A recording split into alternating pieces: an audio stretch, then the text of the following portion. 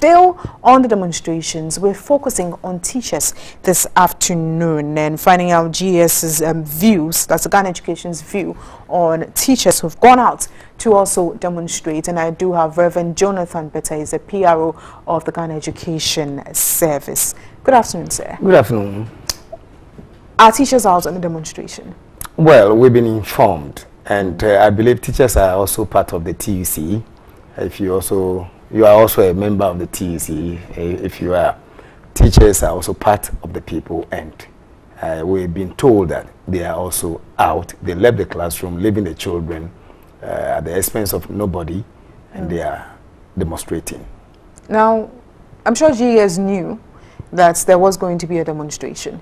Yeah. And you were aware that teachers, of course, are part of it. So yes. What measures did you put in place? First of all, what's your view about it? In actual fact, I'm here because of our view. The Director General of Ghana Education Service wanted to announce to all head teachers, headmasters of our institutions to make sure that while the demonstration is going on, our children are protected. They should make sure that they protect children that have been sent to sit under their care during this time. In actual fact, the demonstration is not a sit-down strike that you said we declare a sit-down strike that people should not go to their various working places. People have gone to working places. I've also gone to my working place. I'm also a member of the TUC, automatic member of TUC. So the GES Director General is only appealing to the headmasters and head teachers to make sure that they engage our children in the classroom, they protect them, they make sure that they are secured. We've been informed, reliably informed that some of these children have left the classroom and they are loitering about. And that happened some time ago also? Yeah, Kintakita, we are that place, yeah. You could also remember. So we don't want such occasion to, to happen, to be repeated. So we are just appealing that to the headmasters that they must make sure that they take good care of our little children. They should engage them to avoid them getting out of the classroom, crossing Lorry Road for any eventuality. Now, of course, this had been planned already. Did the GES, you're here to talk about it, well noted, but did the GES also meet the headmasters well ahead of time?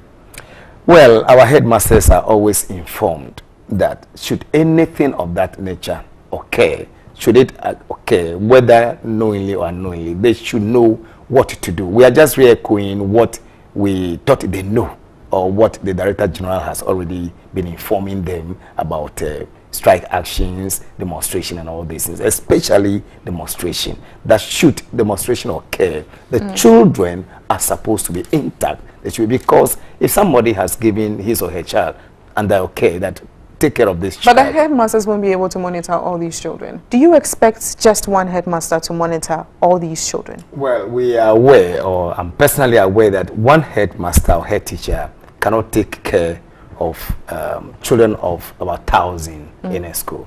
That's why we have a prefectorial system.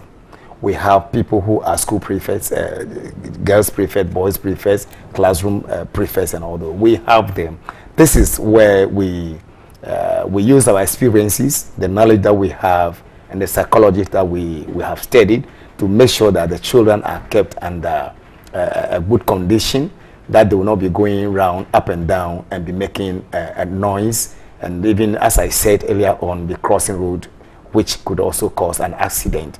I'm just grateful to your speaker that in the Eastern region where the demonstration is taking place, she did not see any of these children, but teachers are over there. So if teachers are over there, it means that there is no teacher.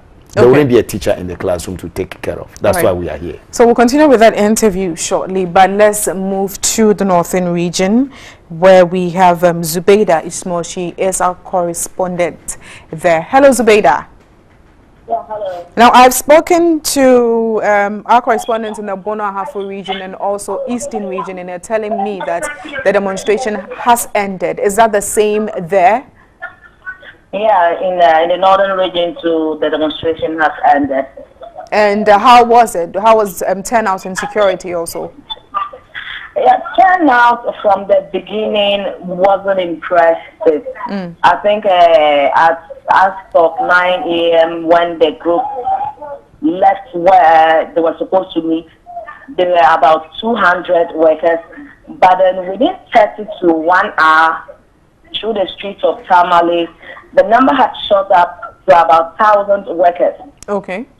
And then they took to the streets of some main street, as a Bank Street, the highway, the Kumasi Road, and then they ended at the regional coordinating council, where they presented a petition to the Deputy Northern Regional Minister, ADA Hussein.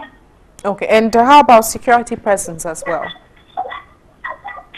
You say security? Yes, I did mention security. Yes, security. The security persons were out in their numbers. I think that would count about 100 policemen.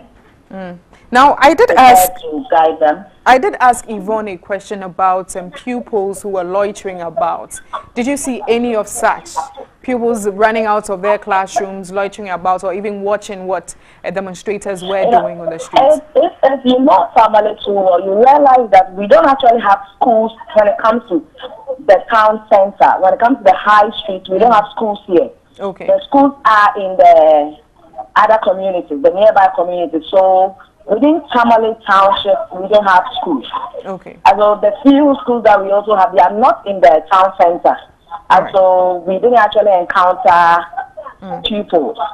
Okay. Thank you very much, Zubeida. She is our reporter in the Northern region, and she was also giving us some updates on the demonstration there. She did mention that it has ended. So for the Bono Ahafo Eastern and Northern regions, the demonstrations have already ended. But back to the studio with Reverend Jonathan Bette. Now, Reverend, we did also hear that there was going to be some inspections today to check if the teachers were indeed in the classrooms, or some measures had been put in place to ensure these children do not go out. Well, Medley, I'm very happy for this question. Natural fact, the Director General of Ghana Education Service has not or did not write any letter to any headmaster or any head teacher as to take notice of teachers who will be leaving the classroom for this demonstration. And I wouldn't know if any district director or supervisor of school has written a letter to our teachers, never to. For that one, I cannot stand in to say. But what I know is that the Director General of Ghana Education Service did not write any letter or give any instruction that to that effect. So we're confident that from now or even for future demonstrations, children will be in their classrooms. That is our prayer, that should anything of that nature happen, our children will be protected, they will be supervised. Thank you very much, Reverend Jonathan Bette. He's a PR of the Ghana Education Service, and we're looking at the demonstrations and how this is affecting teaching and learning.